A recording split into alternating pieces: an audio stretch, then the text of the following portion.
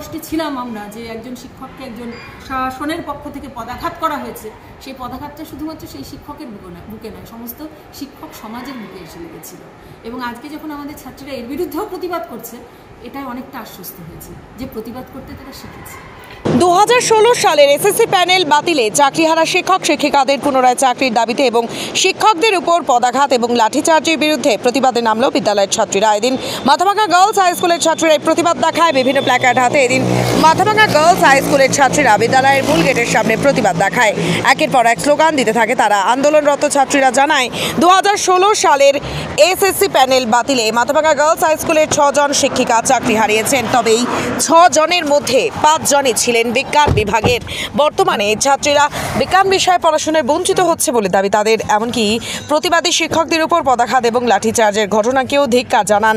এদিন ছাত্রীদের এই আন্দোলনের বিষয়ে বিদ্যালয়ের প্রধান শিক্ষিকা চিৎকনা সাহা জানান, গত 2 দিন আগে যখন একজন প্রতিবাদী শিক্ষককে নিগৃহীত হতে হয়েছিল, এমনকি পদাঘাত সহ্য করতে হয়েছিল, তখন সেই পদাঘাতটি এসে লেগেছিল আমাদের শরীরে। আজকের ঠিক সেই মুহূর্তে বিদ্যালয়ের ছাত্রীরা যখন প্রতিবাদ করছে, কিছুটা হলেও গর্ববোধ করছে, কারণ প্রতিবাদ তো করতে পেরেছে।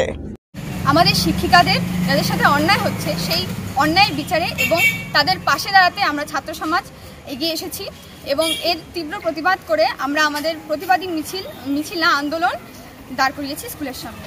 কি অন্যায় হয়েছে শিক্ষিকাদের সঙ্গে? আমাদের শিক্ষিকাদের আমাদের থেকে বঞ্চিত করা হচ্ছে, আমাদের শিক্ষা দেওয়া থেকে। সেই শিক্ষা আমরা চাই তাদের কাছ থেকে এবং আমাদের অধিকার আছে তাদের শিক্ষা পাওয়ার, এবং এই অন্যায়ের প্রতিবাদেই আমরা নেমেছি। তাদের আমরা ফেরত চাই স্কুলে। তাদের শিক্ষা আমাদের প্রয়োজন। এখন আমরা খুবই অসহায় তাদের ছাড়া।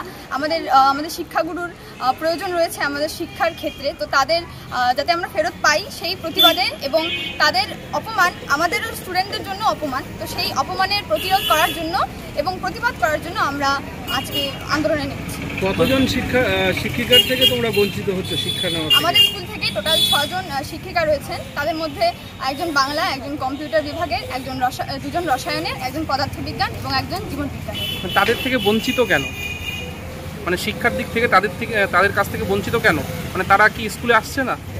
আমরা সবাই জানি আমাদের সুপ্রিম কোর্ট থেকে অর্ডার এসেছে 2016 সালের এসএসসি প্যানেলের শিক্ষক শিক্ষিকাদের সকলের চাকরি বাতিল হয়েছে। সেই কারণে আমাদের শিক্ষিকাদেরও চাকরি বাতিল হয়েছে। তারা যোগ্য তালিকায় কিনা সেটা সম্পর্কে বলবোই না, কিন্তু ওরা যোগ্য। আমরা ওদের নিয়মিত ক্লাস করছি, সেই কারণে আমরা জানি ওরা কতটা যোগ্য অযোগ্য। আর তাদের যোগ্যতা নিয়ে আমাদের কথা বলা খুবই বাজে দেখাবে, তাই বলবো না, ওরা যথেষ্ট যোগ্য। আর তাদের এই সাথে যেটা হচ্ছে সেটার অন্যায়ের প্রতিবাদেই আমরা নেমেছি। আমার নাম বনানী সিংহ। আমি ক্লাস 10-এর ছাত্র। যে সমস্ত শিক্ষিকারা রয়েছে তারা আমাদের যে শিক্ষা দান করছেন সেটা নিয়মিতই চলছিল, কিন্তু হঠাৎই সুপ্রিম কোর্ট বিচার দেন যে 2016 সালে যে সমস্ত এসএসসি প্যানেলের শিক্ষক বা শিক্ষিকারা রয়েছে তাদের চাকরি হঠাৎ বাতিল হয়ে যায়। কিন্তু তাদের চাকরি বাতিল হওয়ার জন্য যে আমাদের এই হঠাৎ শিক্ষার মধ্যে যে ঘাটতি, সেই ঘাটতিটার জন্য তো আমাদের আরও শিক্ষিকাদের এই সমস্ত জিনিস চাই অথবা শিক্ষা চাই, সেই জন্যই আজকে আন্দোলনটা করা হয়েছে। কি নাম তোমার? করবী বর্মন, ক্লাস 8। তোমরা কি চাইছো, যে স্কুলে নতুন শিক্ষক শিক্ষিকা নিয়োগ হোক নাকি যারা ছিলেন তারাই পুনরায় নিয়োগ হোক? যারা ছিল তারাই পুনরায় নিয়োগ হোক, কারণ আমরা তাদের কাছে যতটুকু শিক্ষা পেয়েছিলাম তা আমাদের জীবনে অতটাই এগিয়ে যেতে সাহায্য করেছে। আর আগামীকালে আমরা আরও এগিয়ে যাবো, এটাই আমরা বিশ্বাস রাখছি। ঠিক আছে। প্রথমত আপনারা সবাই জানেন, ইতিমধ্যেই আপনারা শুনেছেন নিশ্চয়ই, যে আমাদের বিদ্যালয় থেকে 6 জন শিক্ষিকাকে আমরা সুপ্রিম কোর্টের অর্ডারে হারিয়েছি।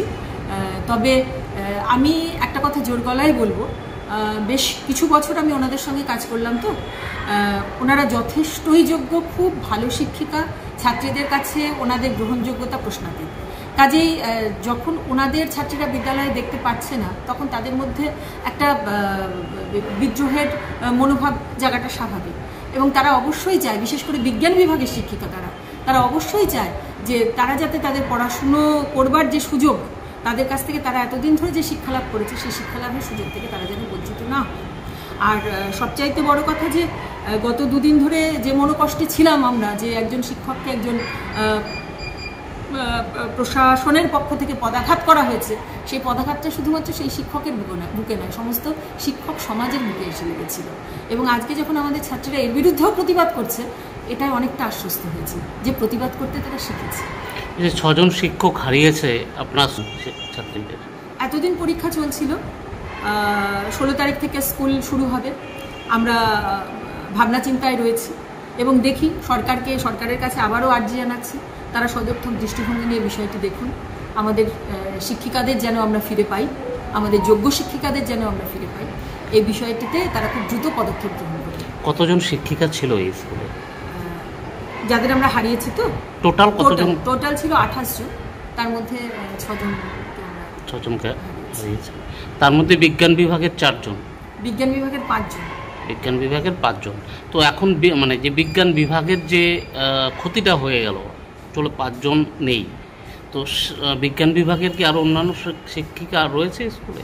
বিজ্ঞান বিভাগে আপার প্রাইমারি, প্রথমেই বলে নিই যে যাদের আমরা যদি তাদের আমরা না ফিরে পাই তাহলে যে ক্ষতি সেটা অপূরণীয়, বিদ্যালয়ের ক্ষেত্রে এক অপূরণীয় ক্ষতি হবে। আর আপার প্রাইমারিতে 4 জন শিক্ষিকা 3 জন জয়েন করেছেন বিজ্ঞান বিভাগে, আরেকজন করবেন আপার প্রাইমারি সেকশনে, আর একজন আর্টসের টিচার, কলা বিভাগের টিচারকে আমরা পেয়েছি। তবে এটা তো আমাদের প্রাপ্য, মানে এতদিন তো স্কুলে টিচারই ছিল না, অনেক টিচার কম ছিল। আমরা আপার প্রাইমারি পেয়ে ভাবলাম যে আপার প্রাইমারি সেকশন পেয়ে যে স্কুলটা এখন অনেক স্মুথলি চলবে, আরও ভালো পরিষেবা বাচ্চাদের আমরা দিতে পারবো, বাচ্চাদের আরও ভালো করে পঠন পাঠন করাতে পারবো। কিন্তু এই ঘটনায় আমরা ভীষণভাবে মর্মাহত এবং চিন্তার কালো মেঘ সমস্ত স্কুল কর্তৃপক্ষের মানে চোখের সামনে, যে আমরা কি করব এখনো সদুত্তর খুঁজে পাই না। মানে যাদেরকে দেওয়া হয়েছে আপার, তার অন্য স্কুল থেকে আপনাদের এই স্কুলে দেওয়া হয়েছে? না, তারা এই যে নতুন রিক্রুটমেন্ট হলো আপার প্রাইমারি, নতুন রিক্রুটমেন্টে পেয়েছেন। আপনার নাম? আমার নাম জিৎকণা সাহা, প্রধান শিক্ষক। আপনি কি নিজের জন্য কিংবা পরিবারের সদস্যদের জন্য ভালো সেলুন খুঁজছেন? তাহলে আর দেরি কিসে? আজই চলে আসুন আমাদের প্রতিষ্ঠানে। উন্নত মানের পরিষেবা পৌঁছে দিতে মাথাভাঙা শহরে এই প্রথম হাজির উন্নত মানের salon translate professional, the ultimate salon destination for ladies and gents. আমাদের এখানে যত্ন সহকারে ছেলেদের হেয়ার কাট, মেয়েদের হেয়ার কাট সহ পার্লারের সমস্ত ধরনের কাজ করা হয়ে থাকে। Special service, hair straightening, hair smoothing, keratin, botox, facial অতি যত্ন সহকারে করা হয়। এছাড়াও আমাদের এখানে পাবেন pedicure, wax, bleach, threading, eyebrow, hair spa, hair colour, oil ম্যাসাজের মতো পরিষেবাগুলি। সেই সাথে রয়েছে দুর্দান্ত অফার। তাই দুর্দান্ত অফারের সুবিধা নিতে আজই চলে আসুন আমাদের প্রতিষ্ঠানে কিংবা যোগাযোগ করুন আমাদের সাথে। আমাদের ঠিকানা মাথাভাঙা থানাপাড়া রোড এবং পচাগড় সুজুকি শোরুমের পাশে। আমাদের মোবাইল নাম্বার 9932232777।